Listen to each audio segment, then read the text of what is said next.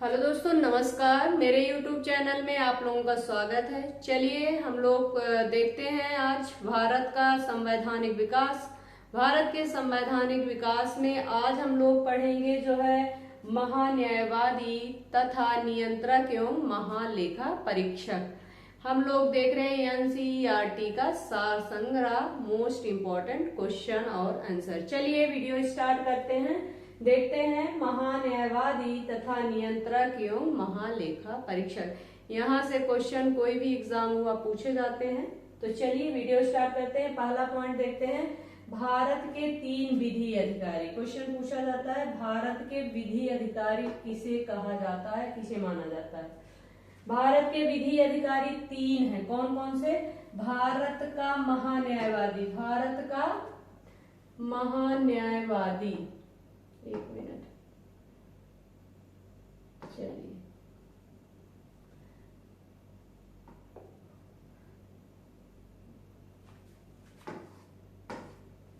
हाँ, भारत के कितने विधि अधिकारी हैं? भारत के जो है 3 विधि अधिकारी हैं। 3 विधि अधिकारी में कौन कौन आते हैं?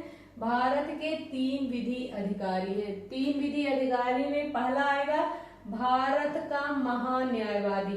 भारत का महान्यायवादी पहला अधिकारी कौन सा आएगा? भारत का महान्यायवादी। दूसरा जो है भारत का महाधिवक्ता, भारत का महाधिवक्ता। तीसरा आएगा भारत के अपर महाधिवक्ता, भारत के अपर महाधिवक्ता। पहला कौन सा आएगा? भारत के महान्यायवादी। दूसरा आएगा भारत का महाधिवक्ता। तीसरा आएगा भारत के अपर महाधिवक्ता। आप लोग समझ गए होंगे भारत के 3 अधिकारी हैं, 3 विधि अधिकारी हैं। भारत के 3 विधि अधिकारी हैं। पहला अधिकारी का नाम आता है भारत का महान्यायवादी। दूसरा जो है भारत का महाधिवक्ता। तीसरा नाम आता है भारत के अपर महाधिवक्ता। आप लोग समझ गए होंगे। आगे बढ़ते हैं। क्वेश्चन है, भारत का पहला महान्यायवादी कौन था? भारत का पहला महान्यायवादी कौन था? भारत का पहला महान्यायवादी कौन था? तो कौन था? M C. Setalvad. M C. Setalvad. M C. Setalvad जो है भारत के प्रथम जो है महान्यायवादी थे। एम.सी. सीतलवाड़। एम.सी. सीतलवाड़ जो है भारत के प्रथम महान्यायवादी थे। आप लोग समझ गए होंगे। आगे बढ़ते हैं। भारत सरकार को कानूनी विषयों पर परामर्श कौन देता है?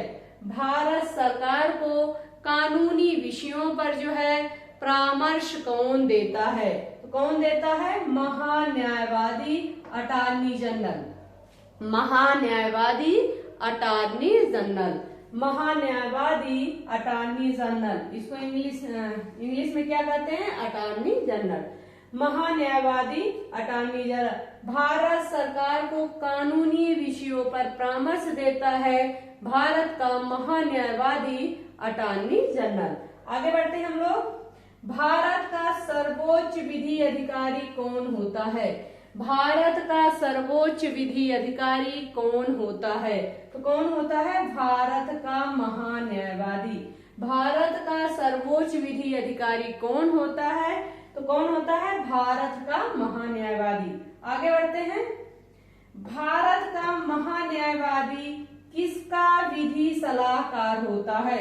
भारत का महान्यायवादी किसका विधि सलाहकार होता है? तो किसका होता है? भारत सरकार का। किसका होगा? भारत सरकार का। किसका होगा? भारत सरकार का। क्या होगा? भारत सरकार का विधि सलाहकार होता है। आगे बढ़ते हैं। हाँ, राष्ट्रपति द्वारा महान्यायवादी को सौंपे गए कार्य। एक मिनट। हाँ, राष्ट्रपति द्वारा, किसके द्वारा? राष्ट्रपति द्वारा महान्यायवादी को सौंपे गए कार्य। राष्ट्रपति जो है महान्यायवादी को कौन कौन से कार्य सौंप सकते हैं? और कौन सौंपता है? राष्ट्रपति सौंपता है। किसको? महान्यायवादी को। भारत सरकार से संबंधित मामलों को लेकर उच्चतम न्यायालय में भारत सरकार की ओर से पेश होना। क्या काम है? राष्ट्रपति कौन सा कार्य सौंप सकता है महान्यायवादी को? भारत सरकार से संबंधित मामलों को लेकर उच्चतम न्यायालय में भारत सरकार की ओर से पेश होना। कौन पेश होता है? कौन पेश होता है? महान्यायवादी। भारत सरकार की तरफ से उच्चतम न्यायालय में कौन पेश होता है? महान्यायवादी। राष्ट्रपति पहला कार्य कौन सा सौंप सकता है? भारत सरकार से संबंधित मामलों को लेकर उच्चतम न्यायालय में भारत सरकार की ओर से पेश होना।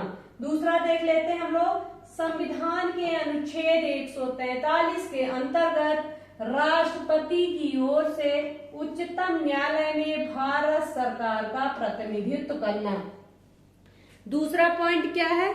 दूसरा पॉइंट है संविधान के अनुच्छेद 143 के अंतर्गत राष्ट्रपति की ओर से उच्चतम न्यायालय में भारत सरकार का प्रतिनिधित्व करना। किसका करना? भारत सरकार का प्रतिनिधित्व करना। किस अनुच्छेद में है? अनुच्छेद 143। आगे बढ़ते हैं। सरकार से संबंधित किसी मामले में उच्च न्यायालय में सुनवाई का अधिकार। सरकार से संबंधित किसी मामले में उच्च न्यायालय में जो है सुनवाई का अधिकार किसको है? महान्यायवादी को। आप लोग समझ गए होंगे। आगे बढ़ते हैं। अनुच्छेद 76 के अनुसार महान्यायवादी किसके प्रसाद पर्यंत पद धारण करेगा? महान्यायवादी जो है किसके प्रसाद पर्यंत जो है पद धारण करता है? तो किसके प्रसाद पर्यंत? राष्ट्रपति के प्रसाद पर्यंत जो है महान्यायवादी पद धारण करता है। अनुच्छेद 76 में है। आप लोग समझ गए होंगे। आगे बढ़ते हैं। भारत के महान्यायवादी को संसद के दोनों सदनों में बोलने, कार्यवाही में सम्मिलित होने, किसी भी संसदीय कमेटी का सदस्य होने का अधिकार है, परंतु वोट देने का अधिकार नहीं है। क्वेश्चन पूछा जाता है किसको जो है संसद में बोलने का अधिकार है, कार्यवाहियों में सम्मिलित होने का अधिकार है, लेकिन वोट देने का अधिकार नहीं है। तो किसको? महान्यायवादी को। एक बार फिर से समझते हैं। भारत के महान्यायवादी को संसद के दोनों सदनों में, संसद के दोनों सदनों में, चाहे लोकसभा हो या राज्यसभा हो, में क्या है? बोलने, कार्यवाहियों में सम्मिलित होने, किसी भी संसदीय कमेटी का सदस्य होने का अधिकार है, परंतु मत देने का अधिकार नहीं है। आप लोग समझ गए होंगे। आगे बढ़ते हैं। सॉलिसिटर जनरल कौन होता है? सॉलिसिटर जनरल कौन होता है? महान्यायवादी का अधीनस्थ। कौन होता है? महान्यायवादी का अधीनस्थ होता है। कौन? Solicitor general. सॉलिसिटर जनरल जो है महान्यायवादी का अधीनस्थ होता है। आगे बढ़ते हैं। वर्तमान में भारत के, आगे बढ़ते हैं हम लोग। इसको देखना पड़ेगा हमको। आगे देखते हैं हम लोग, इसको छोड़ते हैं।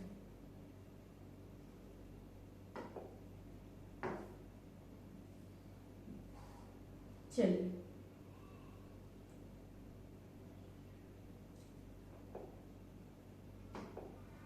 महान्यायवादी का पद संविधान के अनुच्छेद 76 के अंतर्गत एक संवैधानिक पद है। महान्यायवादी का जो पद है, क्या वह संवैधानिक पद है? तो क्वेश्चन क्या बनता है? जो भारत का महान्यायवादी का पद है, क्या संवैधानिक पद है? तो क्या कहा जाएगा? भारत के महान्यायवादी का जो पद है वह क्या है? संवैधानिक पद है। क्या है? संवैधानिक पद है। किसके अनुसार? अनुच्छेद 76 के अंतर्गत माना जाता है। जबकि महाधिवक्ता का पद संवैधानिक ना होकर मात्र वैधानिक है। जबकि महाधिवक्ता का पद जो है संवैधानिक ना होकर फिर क्या है? वैधानिक है। वैधानिक किसका पद है? महाधिवक्ता का। संवैधानिक किसका पद है? महान्यायवादी का। किस अनुच्छेद के तहत? अनुच्छेद 76 के तहत। आप लोग समझ गए होंगे, आगे बढ़ते हैं।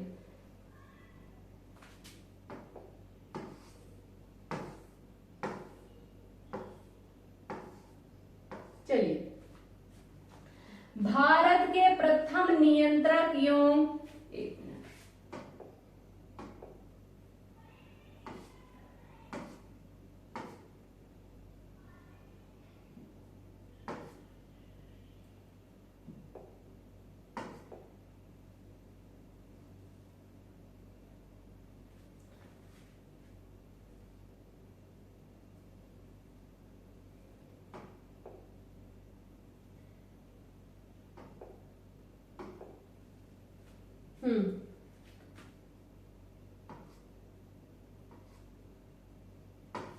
चलिए, भारत के प्रथम नियंत्रक एवं महालेखक परीक्षक कौन था?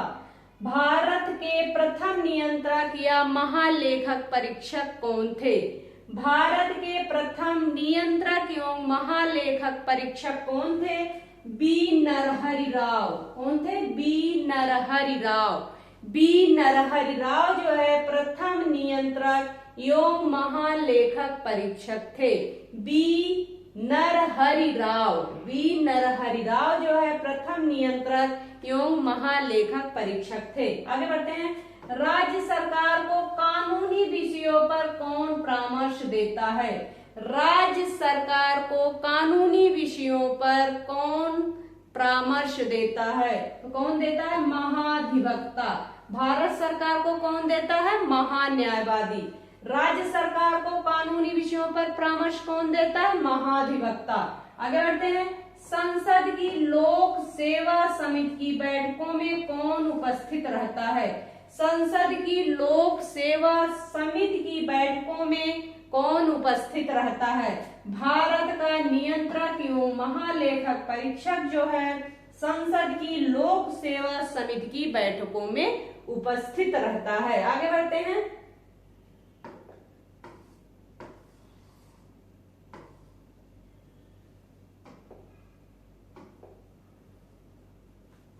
हाँ,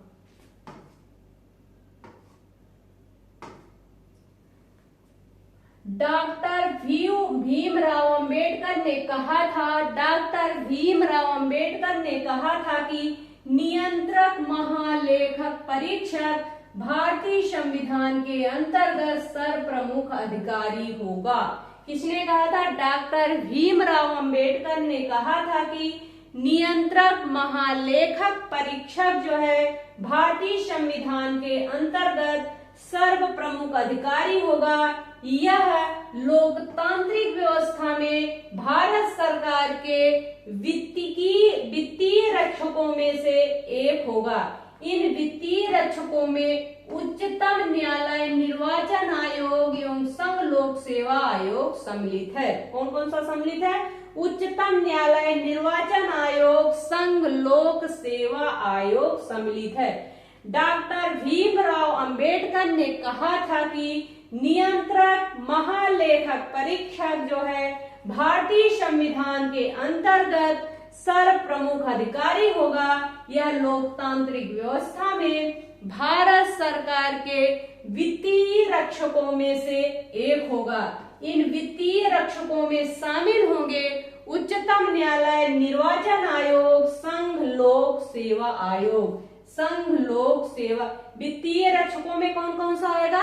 उच्चतम न्यायालय, निर्वाचन आयोग, संघ लोक सेवा आयोग। आगे बढ़ते हैं, समझ गए होंगे आप लोग।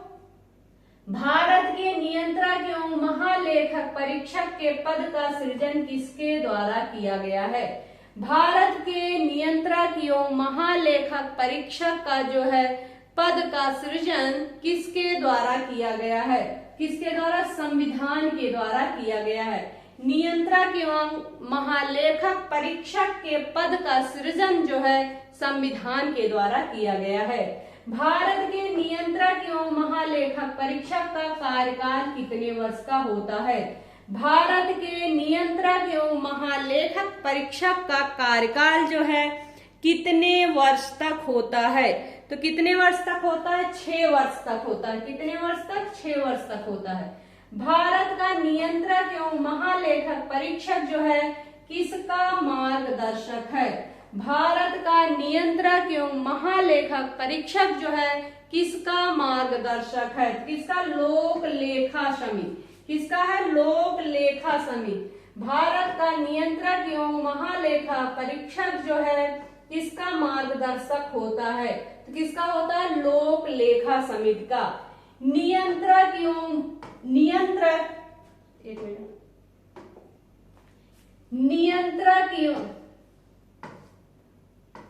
नियंत्रक एवं महालेखा परीक्षक को लोक निधि का मुख्य अभिभावक कहा जाता है। नियंत्रक एवं महालेखा परीक्षक को लोक निधि का जो है मुख्य अभिभावक कहा जाता है। क्या कहा जाता है? मुख्य अभिभावक कहा जाता है। आगे बढ़ते हैं।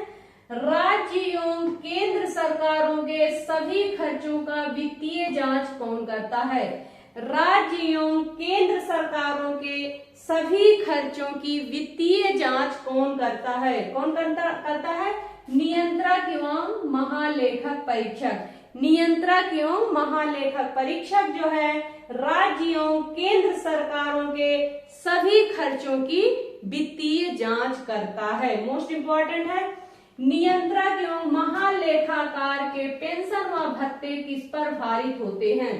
नियंत्रक एवं महालेखाकार के पेंशन व भत्ते किस पर भारित होते हैं? तो भारत के संचित निधि पर। किस पर भारित होते हैं? भारत के संचित निधि पर। आगे बढ़ते हैं। भारत के नियंत्रक एवं महालेखा परीक्षक से संबंधित अनुच्छेद। अनुच्छेद 148। अनुच्छेद 148 जो है भारत के नियंत्रक एवं महालेखा परीक्षक की नियुक्ति एवं पदमुक्ति है। 148 जो अनुच्छेद है संविधान में, वह जो है भारत के नियंत्रक एवं महालेखक परीक्षक की नियुक्ति और पदमुक्ति से संबंधित है। दूसरा है 149 नियंत्रक एवं महालेखक परीक्षक के कार्य एवं शक्तियों से संबंधित है। अनुच्छेद 149 जो है नियंत्रक एवं महालेखक परीक्षक के कार्य एवं शक्तियों से संबंधित है। अनुच्छेद 150 जो है अनुच्छेद 150 संघ तथा राज्यों के लेखा प्रारूपों के संबंध में राष्ट्रपति को सलाह है। संघ तथा राज्यों के लेखा प्रारूपों के संबंध में राष्ट्रपति को सलाह देना। कौन सा अनुच्छेद है? अनुच्छेद 150। संघ तथा राज्यों के लेखा प्रारूपों के संबंध में प्रारूपों के संबंध में राष्ट्रपति को क्या करना है? सलाह देना है। 151 जो है अंकेक्षण प्रतिवेदन। अंकेक्षण प्रतिवेदन क्या है? 151 जो है अंकेक्षण प्रतिवेदन। आगे बढ़ते हैं हम लोग। नियंत्रक एवं महालेखक परीक्षक जो है अवकाश प्राप्ति के पश्चात कोई भी सरकारी पद धारण नहीं कर सकता है। नियंत्रक एवं महालेखक परीक्षक जो है अवकाश प्राप्ति के पश्चात कोई भी सरकारी पद धारण नहीं कर सकता है। आगे बढ़ते हैं हम लोग। चलिए कल हम लोग आगे बढ़ते हैं। आज का जो है वीडियो यही समाप्त होता है। संसद जो है हम लोग कल देखेंगे। तो प्लीज जो है चैनल को शेयर करें। धन्यवाद।